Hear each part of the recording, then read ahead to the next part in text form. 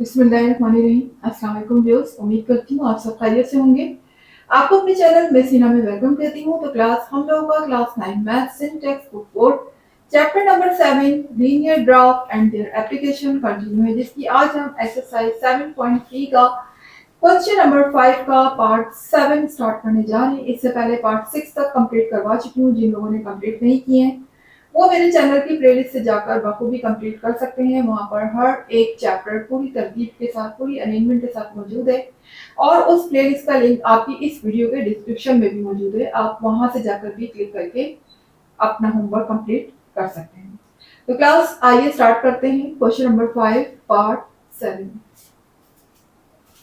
जी, part 7 में भी हमारे पास दो इक्वेशन गिवन है, साइमल्टेनियस इक्वेशन है और इनका हमें सॉल्यूशन फाइंड करना है थ्रू ग्राफिकल मेथड। तो ग्राफिकल मेथड में एक वेरिएबल को हम डिपेंडेंट जबकि दूसरे को इंडिपेंडेंट लेते हैं। अब यहाँ पर हम बाउंड नहीं है, किसी भी वेरिएबल को इंडिपेंडेंट और किसी को भी डिपेंडेंट ले सकते हैं। तो यहाँ पर अगर मैं पहले इक्वेशन 1 को कंसीडर करती हूँ तो ये टेबल भी आपके सामने है। देखिए, इक्वेशन 1 का टेबल है, ये इक्वेशन 2 का टेबल। जैसे जैसे हम वैल्यू फाइंड करते जाएंगे अपने इस टेबल में पुट करते रहेंगे। तो पहले हम कर लेते हैं कंसीडर इक्वेशन 1। तो क्लास अगर हम इक्वेशन 1 को लेते हैं यहाँ पर, तो देखिएगा इक्वेशन 1 में मैंने आपसे कहा था हमेशा डिपेंडेंट वेरिएबल उसको रखा करें जिसके साथ कोई कोफिशिएंट ना हो। ठीक है ना। यहाँ अगर आप x और y को देखें तो y के साथ कोफिशिएंट है 4 जबकि x सिंगल है। तो कोशिश क्या करें ऐसा वेरिएबल लें जो कि सिंगल हो। ठीक है ना। सिंगल वेरिएबल को आपने क्या बनाना है, डिपेंडेंट वेरिएबल। डिपेंडेंट वेरिएबल का मतलब है कि उसको आपने सिंगल करना है और उसके पास जो भी वैल्यू है उसको शिफ्ट कर देना है दूसरी साइड पर। ठीक है ना। यानी यहाँ पर 4y है तो मैं इसको शिफ्ट कर दूंगी लेफ्ट साइड पर और x यहाँ पर सिंगल रह जाएगा। ठीक है, तो कर देते हैं फिर।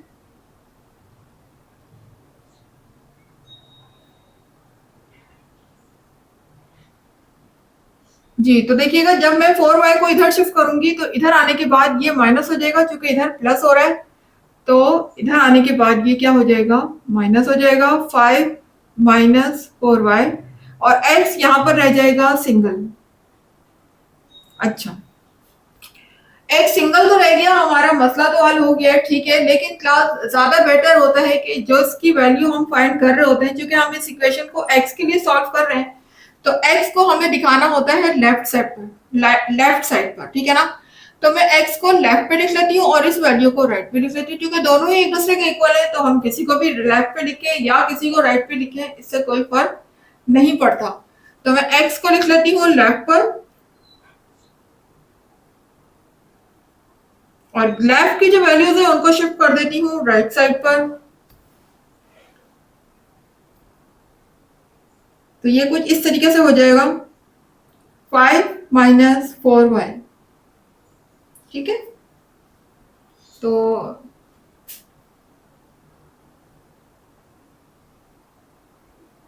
अब हम इसको इक्वेशन 1 का ही नाम दे देते हैं, क्योंकि बेसिकली इक्वेशन 1 ही चल रही है, उसी को हम सिंप्लीफाई कर रहे हैं, आगे पीछे कर रहे हैं, वेरिएबल की सेटिंग कर रहे हैं, डिपेंडेंट वेरिएबल बना रहे हैं। तो बेसिकली है तो ये इक्वेशन 1 ही, तो हम इसको 1 का ही नाम दे देते हैं। ठीक है जी। तो क्लास अब यहाँ पर देखिए, चूंकि मैंने x को डिपेंडेंट वेरिएबल बनाया है, y को इंडिपेंडेंट बनाया है, तो y की वैल्यू को मैं खुद से पुट करूंगी और x डिपेंड करेगा y पर। जैसे जैसे मैं y की वैल्यू पुट करती जाऊंगी उसके हिसाब से x भी आता रहेगा। तो पहले मैं पुट करने जा रही हूँ y की। जैसे कि हम अपनी तरफ से जो वैल्यू पुट करते हैं, आपको पता है कुछ वैल्यूज हम माइनस में लेते हैं और कुछ वैल्यूज हम प्लस में लेते हैं। तो ये आपके सामने टेबल है, मैंने कुछ वैल्यू को माइनस में शो किया है और यहाँ कुछ वैल्यू को प्लस में।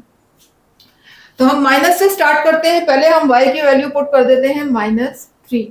तो लिख दीजिएगा put y is equal to -3 in equation 1। Equation 1 में हम -3 रखने जा रहे हैं। तो देखिएगा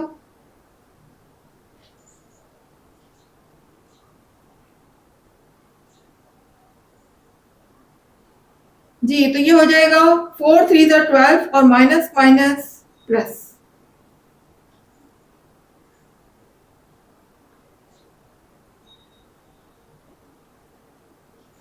जी, तो ये हो जाएगा 5 + 12 कितना हो गया 17। 5 प्लस 12 मेरा हो जाएगा 17। ठीक है, यानी x की वैल्यू को जब हम -3 रखेंगे तो सॉरी y की वैल्यू जब हम -3 रखेंगे तो x मुझे क्या मिलेगा 17। ऊपर आप 17 मेंशन कर दीजिएगा। तो क्लास देखिए यहाँ पर अगर से मैंने y को इंडिपेंडेंट लिया है लेकिन फिर भी y जो है वो x से नीचे ही लिखा है। ठीक है ना, मैंने आपसे पहले ही कहा है कि जो भी वेरिएबल आप बेशक इंडिपेंडेंट लिखें या आप उसको डिपेंडेंट बनाएं, जैसे आपकी मर्जी है, लेकिन टेबल में आप इसी तरीके से शो करेंगे, y को नीचे और x को ऊपर। ठीक है, टेबल की पोजीशन को चेंज नहीं करना है। हाँ, यहाँ पर आप वेरिएबल अपनी मर्जी से कोई भी डिपेंडेंट या इंडिपेंडेंट ले सकते हैं। ठीक है, उसके बाद अब नेक्स्ट वैल्यू y की रखने जा रही हूँ -2, तो लिखिएगा put y is equal to -2 in equation 1। जी, तो इक्वेशन 1 ये आपके सामने है, x is equal to 5 minus 4y। तो x is equal to 5 minus 4 और y के प्लेस में हम रखेंगे -2।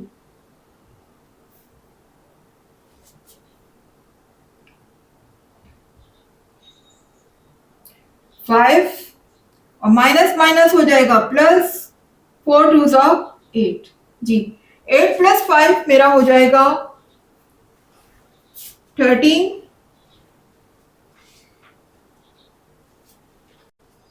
ठीक है, तो y की वैल्यू को जब हम -2 रखेंगे तो x मुझे मिलेगा 13। तो ये -2 के ऊपर लिख दीजिएगा यहाँ पर 13। जी, तो क्लास अब बाकी वैल्यू भी फाइंड कर लेते हैं। जी, तो क्लास अब हम नेक्स्ट वैल्यू y की पुट कर लेते हैं -1। तो लिख दीजिएगा put y is equal to -1 in equation 1। Equation 1 ये रही।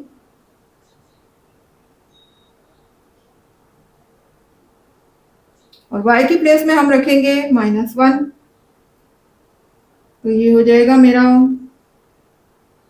माइनस माइनस प्लस हो जाएगा, 4 1 ज़ा 4। तो 5 प्लस 4 हो जाएगा 9। ठीक है, तो देखें जब मैंने y की वैल्यू को -1 रखा तो x मुझे क्या मिल गया 9। तो -1 के ऊपर x की वैल्यू को हम लिख देंगे 9। जी, अब आ जाते हैं हम नेक्स्ट वैल्यू की तरफ। y की प्लेस में हम रख देते हैं 1। तो लिख दीजिएगा put y is equal to 1 in equation 1। जी, इक्वेशन 1 ये रही, 5 minus 4y x is equal to 5 minus 4 और y की प्लेस में हम रखेंगे 1। तो ये क्या हो जाएगा, 4 1 ज़ा 4। 5 में से 4 को माइनस करेंगे तो x मेरा आ जाएगा 1। ठीक है, तो देखें यहाँ पर y की वैल्यू 1 रखने पर x भी मुझे क्या मिल रहा है 1। तो 1 इसी के एग्जैक्टली इसी के ऊपर आप 1 लिख दीजिएगा। ठीक है, अब हम y की नेक्स्ट वैल्यू रखने जा रहे हैं जो कि है 2। ठीक है, तो रख देते हैं put y is equal to 2 in equation 1। Equation 1 ये रही, x is equal to 5 minus 4 और y की प्लेस में हम रखेंगे 2। ये हो जाएगा 4 2 ज़ा 8। 5 माइनस 8। देखिए, एक प्लस का है दूसरा माइनस का है, 5 प्लस है 8 माइनस है, तो यहाँ पर क्या होगा सब्ट्रैक्शन होगी। 8 में से 5 को हम माइनस करेंगे तो हमारा रिमेनिंग होगा 3 और 3 के साथ आएगा minus sign, because greater number के साथ साइन माइनस लगा हुआ है, तो जो हमारा रिमेनिंग नंबर होगा उसके साथ भी माइनस आ जाएगा। ठीक है, तो y की वैल्यू 2 रखने पर x मुझे क्या मिल रहा है -3। इसके ऊपर आप लिख सकते हैं -3। ठीक है। अब आ जाते हैं हम नेक्स्ट वैल्यू की तरफ। y की वैल्यू रख लेते हैं 3। लिखिएगा put y is equal to 3 in equation 1। Equation 1 ये रही। x is equal to 5 minus 4 और y की प्लेस में हम रखेंगे यहाँ पर 3। ये हो जाएगा 4 3 12। जी 5 प्लस 12 माइनस 12 में से मुझे 5 को माइनस करना है, तो हमारा रिमेनिंग होगा 7 और 7 के साथ आ जाएगा minus sign, because greater number के साथ माइनस साइन लगा हुआ है। तो रिमेनिंग नंबर जो हमारा आएगा माइनस होने के बाद उसके साथ भी माइनस साइन आ जाएगा। तो देखें y की वैल्यू 3 रखने पर x मुझे क्या मिला, -7। इसके ऊपर आप लिख सकते हैं -7। जी अब हमारी लास्ट वैल्यू रह गई है y की 4, वो भी रख के देख लेते हैं। ठीक है, तो लिखिएगा put y is equal to 4 in equation 1। Equation 1 ये रही। x is equal to 5 minus 4। ठीक है, और y की प्लेस में हम रख रहे हैं यहाँ पर 4। जी तो ये हो जाएगा 4 4 16, 5 माइनस 16। जी तो अब मुझे 16 में से 5 को माइनस करना है, तो मेरा बचेगा यहाँ पर 11 और 11 के साथ आ जाएगा माइनस साइन। ठीक है, क्यों आएगा, क्योंकि ग्रेटर नंबर के साथ जो मेरा माइनस लगा हुआ है, तो जाहिर है जब हम रिमेनिंग नंबर लेकर आएंगे उसके साथ भी माइनस साइन आएगा।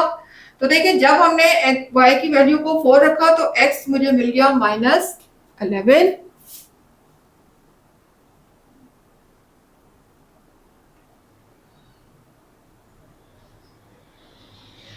यहाँ आप लिख सकते हैं -11। तो क्लास आपने देखा इक्वेशन 1 हमने सॉल्व कर ली है। इसके तमाम वैल्यूज जो है वो टेबल पे शो हो रहे हैं, आप देख सकते हैं। तो इक्वेशन 1 का टेबल हमने कंप्लीट कर लिया है। 7 वैल्यूज तक आपकी बुक में निकाली गई है, तो टोटल 7 वैल्यूज हम निकाल चुके हैं x और y की। अब हम आ जाते हैं इक्वेशन 2 की तरफ। जी तो क्लास इक्वेशन 1 हम सॉल्व कर चुके हैं, उसका टेबल आपके सामने है। अब हम सॉल्व करने जा रहे हैं इक्वेशन 2।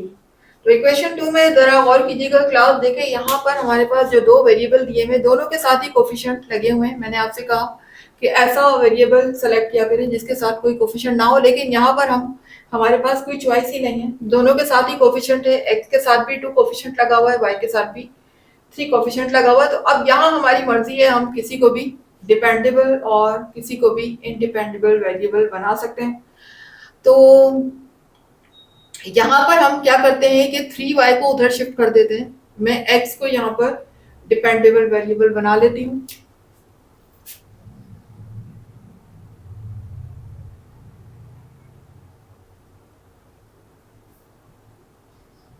जी 3y जब उधर शिफ्ट होगा तो y से उधर जाकर माइनस हो जाएगा, क्योंकि इधर प्लस हो रहा है। तो जब 0 से माइनस होगा तो जाहिर है कि 0 किसी वैल्यू पे कोई इफेक्ट नहीं डालता, हम डायरेक्टली लिख लेते हैं -3y। ठीक है, लेकिन अभी भी यहाँ पर हमें x को क्या करना है, सिंगल करना है, क्योंकि x को मैं बना रही हूँ डिपेंडेबल वेरिएबल जो कि डिपेंड करेगा y की वैल्यू पर। जैसे जैसे हम y की वैल्यू रखते जाएंगे x उसके हिसाब से आता रहेगा। तो यहाँ से हमें पहले 2 को हटाना है, यहाँ पर 2 मल्टीप्लाई हो रहा है, इधर आने के बाद डिवाइड हो जाएगा, तो x यहाँ पर रह जाएगा सिंगल।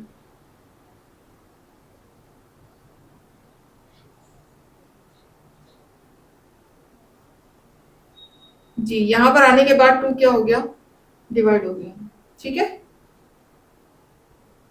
तो ये मेरे पास एक इक्वेशन निकल कर आ गई है जिसमें x हमारा लेफ्ट साइड पर सिंगल रह गया है और डिपेंड कर रहा है y की वैल्यू पर। जैसे जैसे हम y की वैल्यू रखते जाएंगे x की वैल्यू आती जाएगी। तो इस इक्वेशन को हम नाम दे देते हैं, चले 2 तो इसको दिया हुआ था, इसी को हमने फर्दर आगे सिंप्लीफाई करके इसकी ये फॉर्म ले आए हैं। तो चले 2 ही कह देते हैं इसको, इक्वेशन 2 ही है ये। ठीक है, जी क्लास, तो अब मुझे y की यहाँ पर इस तरीके से वैल्यू पुट करनी है। देखिए अब मुझे खुद से पुट करनी है y की, यहाँ पर मैंने मेंशन नहीं किया है क्योंकि मेंशन कर भी नहीं सकते थे। अब y की वैल्यू को देखिए मुझे इस तरीके से पुट करना है कि वो 3 से जब मल्टीप्लाई हो तो 2 से लाजमी वो कंप्लीटली डिवाइड हो जाए, ठीक है ना, ऐसा होना जरूरी है। अगर वो 2 से कंप्लीटली डिवाइड नहीं होगा तो हमारा आंसर डेसिमल में आएगा, पॉइंट में आएगा, और फिर पॉइंट को ग्राफ पेपर पर प्लॉट करना इंतहाई डिफिकल्ट होता है, ठीक है ना। बाद बच्चे नहीं कर पाते हैं, बल्कि ज्यादातर बच्चों को मुश्किल लगता है पॉइंट को ग्राफ पेपर पर प्लॉट करना। वैसे मुश्किल होता भी है। आप देखिए होल नंबर को इजीली आपके सामने लिखा होता है, होल नंबर उसको आप इजीली प्लॉट कर सकते हैं, लेकिन डेसिमल तो नहीं लिखा होता ना ग्राफ पेपर पर, तो फिर डेसिमल को खुद माइंड में लेकर आना और फिर उसके हिसाब से प्लॉटिंग करना अच्छा खासा डिफिकल्ट वर्क है। तो कोशिश करें कि आपका आंसर डेसिमल में ना आए, ठीक है। आंसर भी डेसिमल में नहीं लाना, हमें आंसर हमें होल में लेकर आना है। तो ये माइंड में आपने खुद सोचना है कि यहाँ हम y की ऐसी कौन सी वैल्यू रखें जो 3 से मल्टीप्लाई होने के बाद वो 2 से कंप्लीटली डिवाइड भी हो जाए। तो ये क्लास आप बहुत ज्यादा जब प्रैक्टिस करेंगे ग्राफ की तो इंशाल्लाह इस तरह के जो हमारे आएंगे इक्वेशन सॉल्व करने को, आप उनको भी सॉल्व कर पाएंगे। लेकिन ये डिपेंड करेगा आपकी प्रैक्टिस पे कि आपकी प्रैक्टिस कितनी है।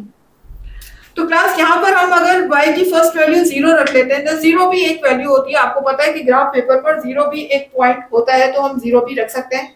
तो अगर मैं फर्स्ट वैल्यू y की 0 रख लेती हूँ तो 3 अगर 0 से मल्टीप्लाई होगा तो ये 0 हो जाएगा। और जाहिर है 0 किसी भी नंबर से अगर डिवाइड होता है तो क्या होता है, वो भी पूरी वैल्यू को 0 कर देता है। 0 किसी भी वैल्यू से मल्टीप्लाई हो या डिवाइड हो तो वो पूरी वैल्यू को क्या कर देगा, 0 कर देगा, ठीक है।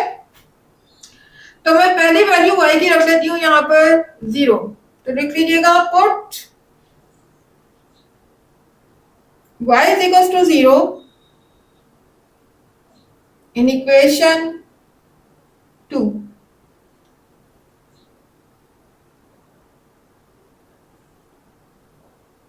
जी y की प्लेस में हमने रखा 0, इसे डिवाइड कर दिया 2 से। तो देखें जब 3 0 से मल्टीप्लाई होगा तो ये हो जाएगा 0, और जब 0 2 से डिवाइड होगा, ठीक है ना, 0 को हम डिवाइड करेंगे 2 से तो इस पूरी वैल्यू को भी क्या कर देगा, वो 0 ही कर देगा। तो x वैल्यू भी मेरे पास क्या आ जाएगी, 0। यानी y 0 रखने पर x भी मुझे क्या मिला, 0। तो आप यहाँ पर लिख सकते हैं कि जब मैंने y की वैल्यू को 0 पुट किया तो x भी मुझे क्या मिल चुका है, 0, ठीक है जी। अब उसके बाद देखिएगा, अब मैं अपनी तरफ से y की दूसरी वैल्यू पुट करने जा रही हूँ। तो देखिए अगर मैं यहाँ पर y की वैल्यू को 1 पुट करती हूँ तो 3 1 जा 3 हो जाएगा, ठीक है। लेकिन 3 जो है वो 2 से डिवाइड नहीं होगा। अगर मैं 1 पुट करती हूँ तो 3 1 जा 3 तो हो जाएगा, लेकिन जब 3 को हम 2 से डिवाइड करेंगे तो वो कंप्लीटली डिवाइड नहीं होगा। तो लिहाजा हम 1 भी पुट नहीं करेंगे, -1 भी पुट नहीं करेंगे। हम डायरेक्टली अगर यहाँ पर 2 पुट करते हैं, देखिए अगर मैं y की प्लेस में 2 रखती हूँ तो 3 2 जा 6 हो जाएगा, ठीक है, 3 2 जा 6, और 6 इजीली डिवाइड हो जाएगा 2 से, क्योंकि 2 के टेबल में 6 आता है, ठीक है ना। तो हम यहाँ पर रख लेते हैं 2, y की प्लेस में रख लेते हैं 2। Put y is equals to 2 in equation 2। Equation 2 यहाँ पर मौजूद है, ये रही -3, और y की प्लेस में हम रखने जा रहे हैं 2 अपॉन 2, ठीक है जी। तो क्लास जब ये 3 मल्टीप्लाई होगा 2 से तो ये हो जाएगा 3 2 6 प्लस माइनस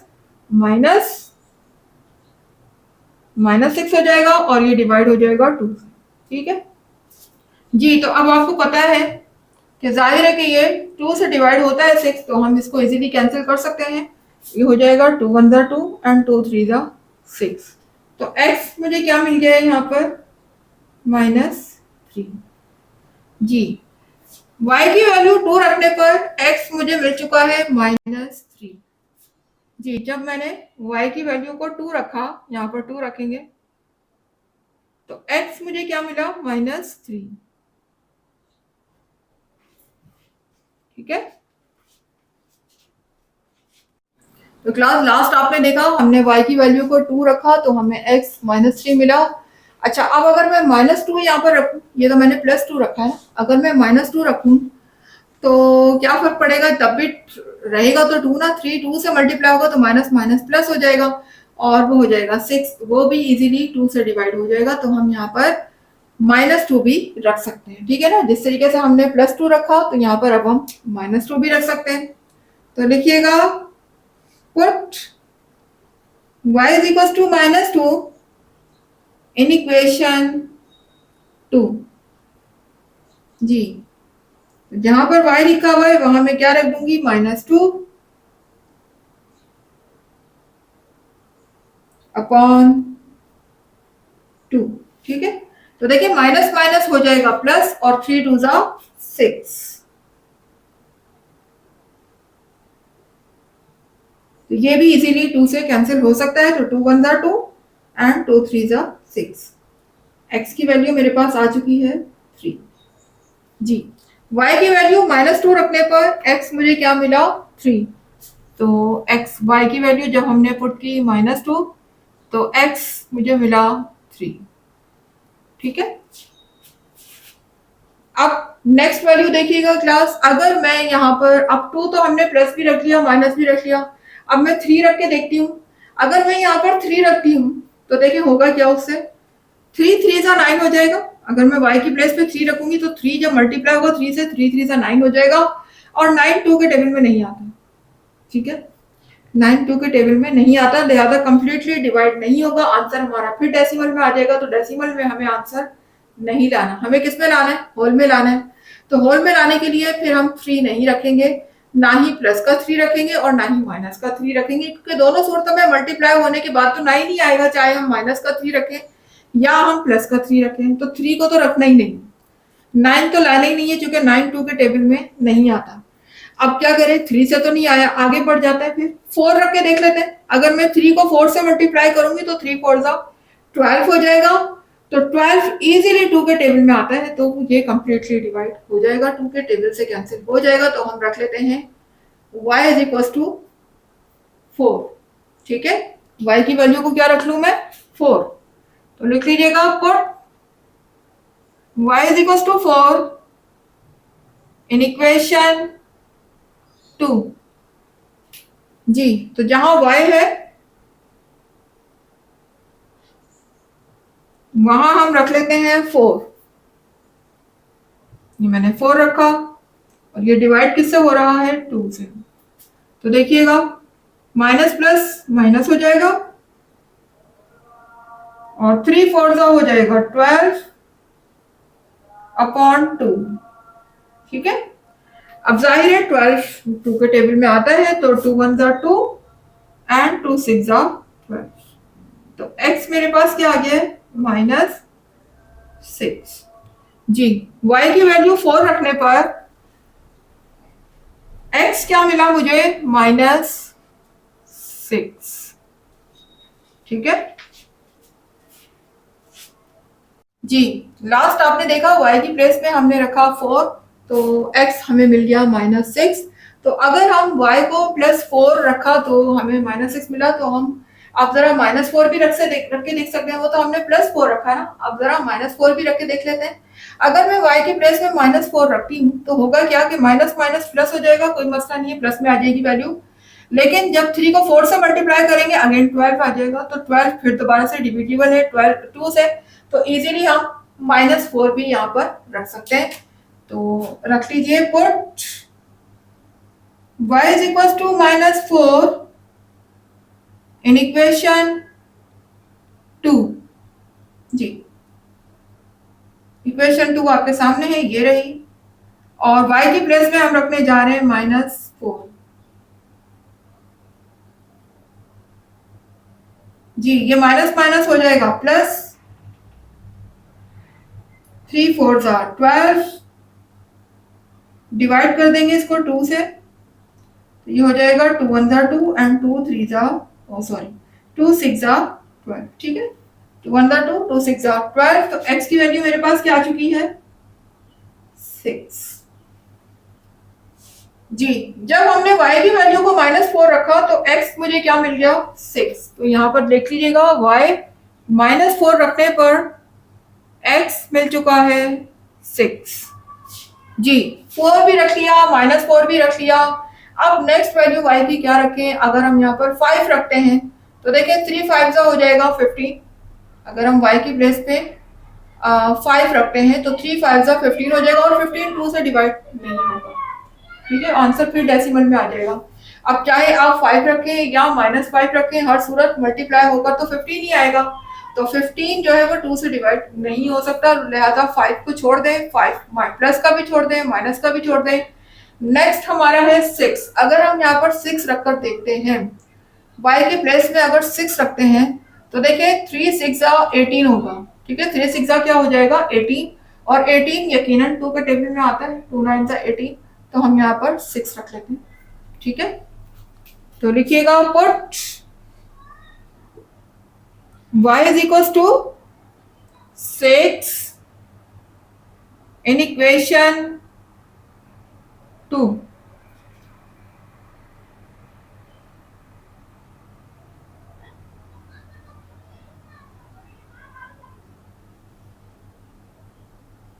जी तो ये हो जाएगा 3 6 18 प्लस माइनस माइनस,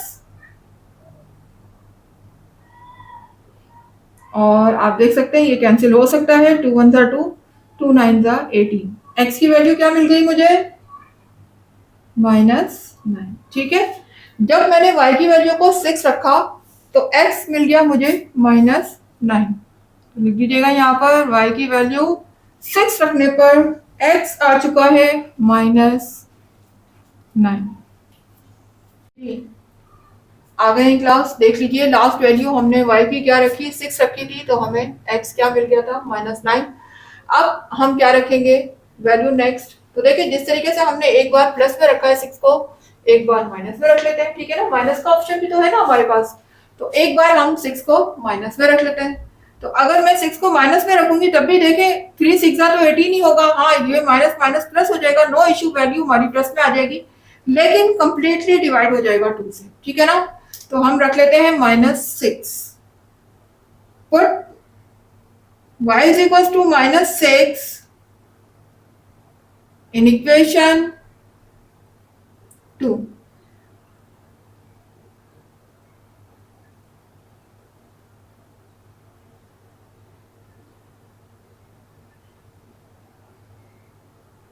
जी तो ये हो जाएगा माइनस माइनस प्लस,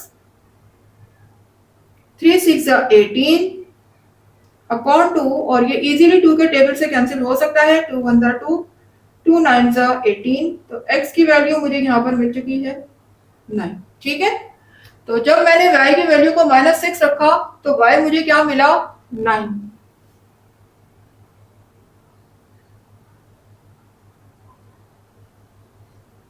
जी तो क्लास आप देख सकते हैं इक्वेशन 1 और इक्वेशन 2 यहाँ पर कंप्लीटली सॉल्व हो चुके हैं। दोनों टेबल आपके सामने हैं। 7 वैल्यूज निकालनी थी जो कि हम निकाल चुके हैं। दोनों टेबल की 7 वैल्यूज इक्वेशन 1 की, 7 वैल्यूज इक्वेशन 2 की। अब हम तलाश करते हैं इसमें सॉल्यूशन सेट क्या आ रहा है। सॉल्यूशन सेट क्या होता है? जो कि दोनों इक्वेशन में कॉमन हो, एक जैसा हो। तो देखिए अगर हम दोनों इक्वेशन को अगर गौर करें तो कौन सा ऐसा ऑर्डर पेयर है जो कि सेम है।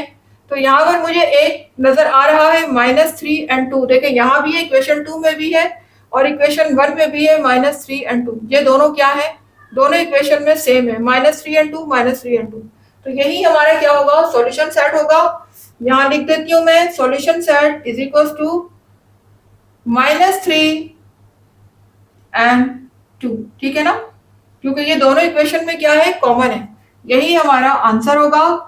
तो क्लास अब हम इन तमाम वैल्यूज को ग्राफ पेपर पर भी प्लॉट करके देख लेते हैं और वहां पर देख लेते हैं कि हमारा सॉल्यूशन सेट किस तरीके से आएगा थ्रू ग्राफ। तो आइए चलते हैं फिर ग्राफ पेपर की तरफ। जी तो क्लास आ गए हैं ग्राफ की तरफ। तो ग्राफ आप देख सकते हैं कि मैंने थोड़ा सा टेढ़ा बनाया है। इस तरीके से नॉर्मली हम ग्राफ को रखते हैं, लेकिन इसकी वजह यह है कि क्लास यहाँ पर आप देख सकते हैं कि x की बहुत बड़ी बड़ी वैल्यू है, 17 तक जा रही है। ठीक है, तो जाहिर है अगर मैं यूं बनाती तो मुझे बहुत करीब करीब स्केल लेना पड़ता, बहुत स्मॉल स्केल लेना पड़ता, तो वैल्यू बहुत ज्यादा क्लोज हो जाती। इस वजह से चूंकि मुझे x पे ज्यादा वैल्यू दिखानी थी, 17 18 तक ले जाना था, तो मैंने ग्राफ को टेढ़ा कर दिया। आप भी कर सकते हैं, कोई मसला नहीं है। कोई हमारे पास ये फिक्स नहीं है कि हमने सीधा रख के ही ग्राफ को बनाना है। ऐसे नहीं कर सकते, बिल्कुल आपके ऊपर बात है।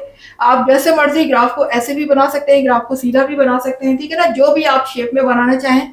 जो भी वैल्यू आप समझते हैं कि ज्यादा आ रही है तो आप ग्राफ को फिर इस तरीके से कर सकते हैं। एक्स एक्सिस को चूंकि मुझे ज्यादा दिखाना है, क्योंकि वाई एक्सिस की इतनी बड़ी वैल्यू नहीं है, नॉर्मल है, तो मैं यहाँ पर ऐसे भी दिखा सकती थी, इसलिए मैंने ग्राफ को इस तरीके से बनाया।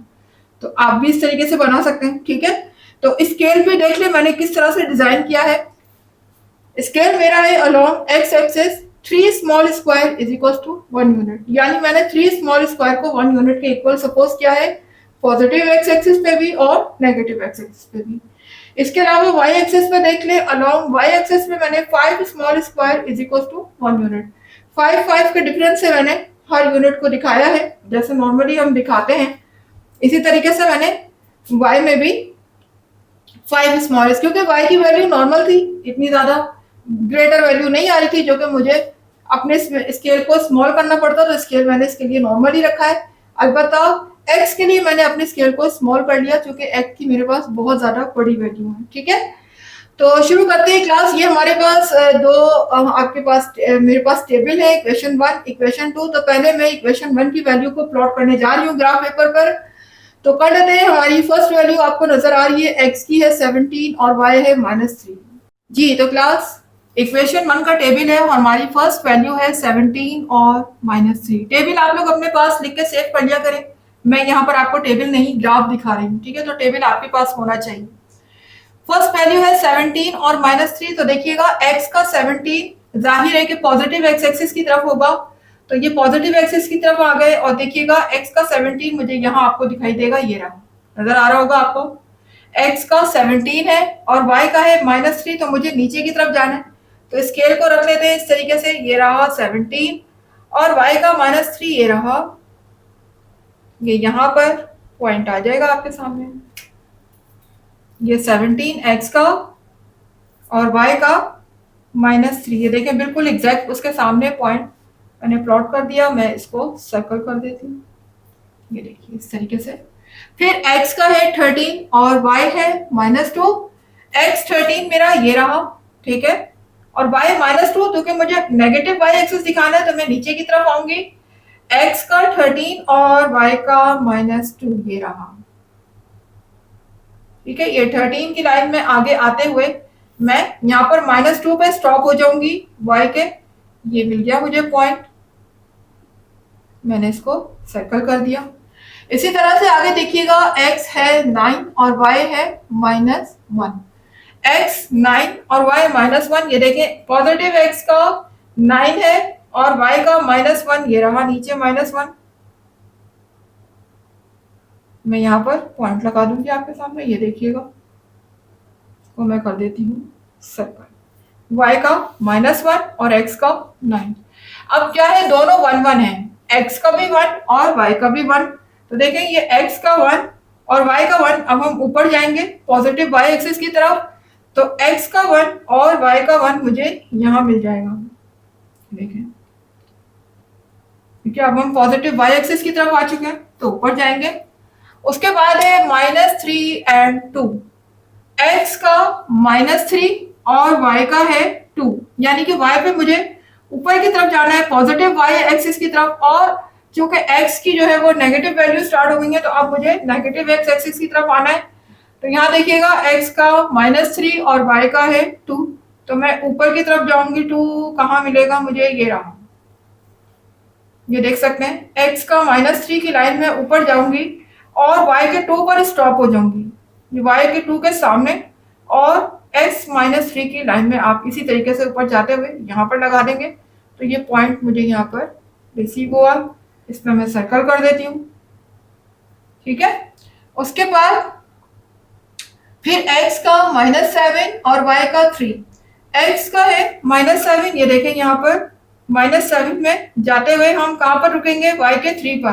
तो ये देखें -3 में मैं ऊपर गई इस तरह से और मैं स्टॉप हो जाऊंगी 3 पर। ये देखें 3 पे स्टॉप हो गई, ये रहा 3, y के 3 पे मैं स्टॉप हुई और x का क्या है -7। ये देखें ये पॉइंट मुझे यहाँ मिल चुका है, इसको मैं सर्कल कर देती हूँ, ठीक है। फिर देखिएगा x का -11 और y का 4। x का -11 ये रहा, और y का 4 देखिए -11 में ऊपर जाऊंगी मैं इस तरीके से, और y का 4 मुझे ये मिल चुका है आपके सामने, ये रहा y का 4 और x का -11 नजर आ रहा होगा आपको। इसी लाइन में ऊपर जाएंगे और 4 पे स्टॉप करूंगी मैं पॉजिटिव y एक्सिस की तरफ, तो देखें यहाँ पर मुझे ये पॉइंट मिल गया। इसको मैं कर देती हूँ सर्कल। तो देख लीजिए ये सारे पॉइंट्स जो आपको नजर आ रहे हैं इक्वेशन 1 के हैं। इन तमाम पॉइंट्स को अब हम कर देते हैं ज्वाइंट।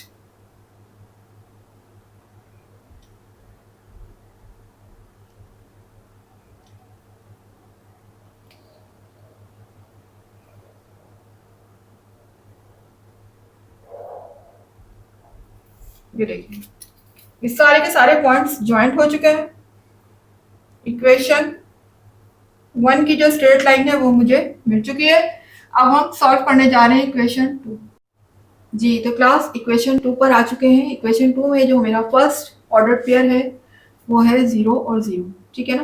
पहले तो हम 0 और 0 को प्लॉट कर लेते हैं, y भी 0 और x भी 0। तो जाहिर है ना हमें पॉजिटिव x की तरफ जाना है ना नेगेटिव x एक्सिस की तरफ जाना है, इसी तरह से ना ही पॉजिटिव y एक्सिस की तरफ मूव करना है और ना ही नेगेटिव y एक्सिस की तरफ। कहाँ रहना है हमें 0 पर। तो ये देखेंगे ये पॉइंट 0 बीच में आपको नजर आ रहा है लिखा हुआ, तो मैं इसी पे सर्कल कर देती हूँ। ये पॉइंट मुझे यही मिल गया 0 पर, दोनों का ही 0 है, तो हम इसी को सर्कल कर देते हैं, ठीक है। नेक्स्ट पॉइंट है मेरा -3 और 2, यानी x का -3 और y का है 2। तो x का -3 ये रहा और y का 2 ऊपर है। अच्छा ये क्या है, -3 और 2 सॉल्यूशन सेट है, आपको पता है, पहले भी बता चुकी हूँ आपको कि ये -3 और 2 हमारा सॉल्यूशन सेट है। तो ऑलरेडी हम इक्वेशन 1 में इसको पुट कर चुके हैं। ये देखें -3 और 2 पहले से ही प्लॉट हो चुका है, ठीक है। अब नेक्स्ट इसके पेयर देख लेते हैं जो कि है 3 एंड -2, x का 3 और y का -2। तो x का 3 ये रहा और y का चूंकि नेगेटिव y एक्सिस की तरफ जाना है, माइनस में है, तो x का 3 और y का -2 नीचे आ जाएंगे हम, ये रहा। ये देखिए x का 3 है और y का है -2, ये मुझे पॉइंट यहां मिल जाएगा इस तरीके से, ठीक है। फिर x का है 3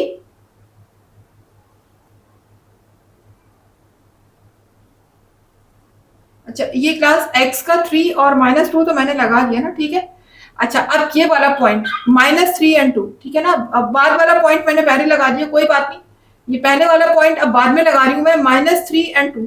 अब x का है -3 और y का है 2। ये देखें x का है -3 और y का है 2, तो ये तो यहाँ पर ऑलरेडी लगा हुआ था, ठीक है, ये तो वो हमारा सॉल्यूशन सेट है।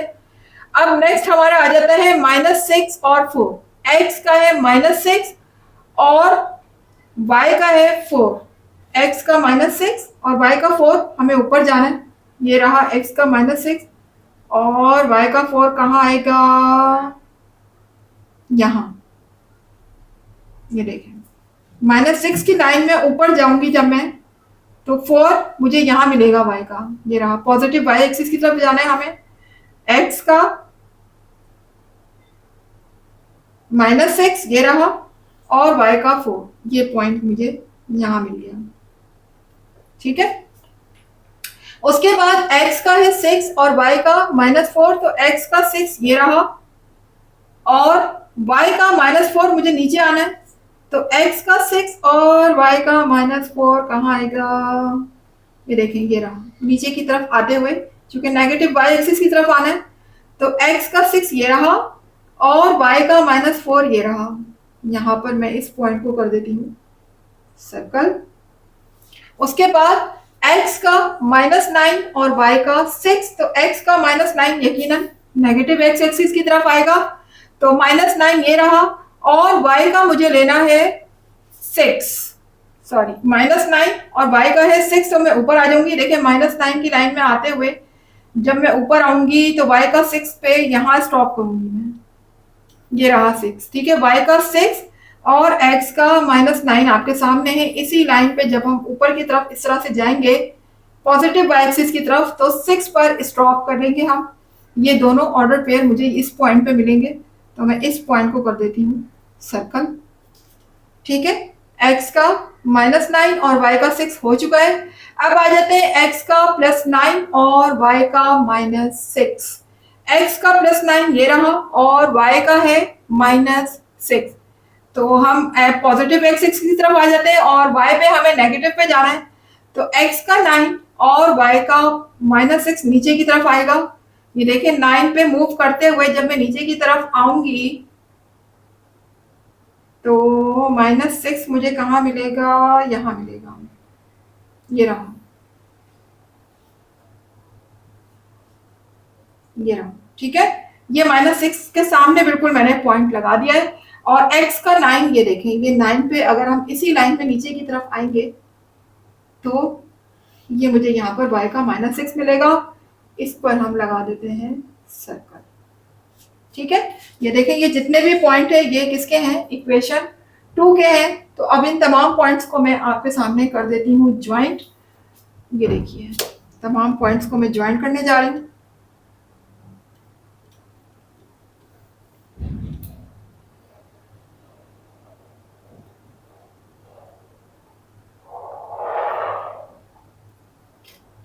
ये देखिए इस तरीके से ये तमाम पॉइंट्स ज्वाइंट हो चुके हैं। और देखिए ये दोनों लाइन किस पॉइंट पे इंटरसेक्ट कर रही है, जिस पॉइंट पे ये दोनों लाइन इंटरसेक्ट कर रही है वही हमारा क्या है, सॉल्यूशन सेट है, जो कि दोनों टेबल में हमारा कॉमन आया था। और वो क्या था, -3 एंड 2, -3, x का -3 और y का 2, यही हमारा सॉल्यूशन सेट है जहां पर ये दोनों लाइन आपस में एक दूसरे को काट रही है। तो यहाँ पर हम लिख देते हैं solution set, this is solution set, जो कि है -3 एंड 2। ठीक है, -3 एंड 2 ये हमारा सॉल्यूशन सेट है। तो क्लास उम्मीद है कि आपको ग्राफ समझ आ गया होगा। सारी चीजें बहुत अच्छी तरीके से समझाई गई है, इसके अंदर स्केल भी बहुत अच्छे तरीके से एक्सप्लेन किया है। तो ये हमारा आज का ग्राफ है जी। तो क्लास यहाँ पर मेरा क्वेश्चन नंबर 5 का पार्ट 7 हुआ कंप्लीट। उम्मीद है कि इसके कॉन्सेप्ट आपको क्लियर हो गए होंगे। ग्राफ पेपर पर प्लॉटिंग कैसे होती है टेबल्स की, आपके सामने मैंने तमाम वैल्यूज को x और y को प्लॉट करके दिखाया, दोनों इक्वेशन को, और किस तरीके से सॉल्यूशन सेट हमारा निकल कर आता है ग्राफ के अंदर वो भी आपको मेंशन किया। उम्मीद है कि आपको समझ आ रहा होगा क्लास, और अगर नहीं भी समझ आ रहा है तो आप मेरी वीडियो को बार बार देखें, रिवाइंड करके देखें, इंशाल्लाह जरूर समझ आएगा। और हाँ, अगर आपको मेरी वीडियो से कुछ सीखने को मिल रहा है, कुछ सीख रहे हैं आप, ठीक है ना, कुछ नॉलेज आपको मिल रहा है, तो फिर मेरी वीडियो को लाइक कीजिएगा, चैनल को सब्सक्राइब करके बेल आइकन को जरूर हिट कीजिएगा ताकि हर नई आने वाली वीडियो का नोटिफिकेशन आपको टाइम पर मिलता रहे। इसके अलावा जितना ज्यादा हो सके वीडियोस को शेयर किया करें। ठीक है, और मुझे दीजिएगा इजाजत, मिलते हैं इंशाल्लाह इसके नेक्स्ट पार्ट के साथ। जब तक के लिए अल्लाह हाफिज।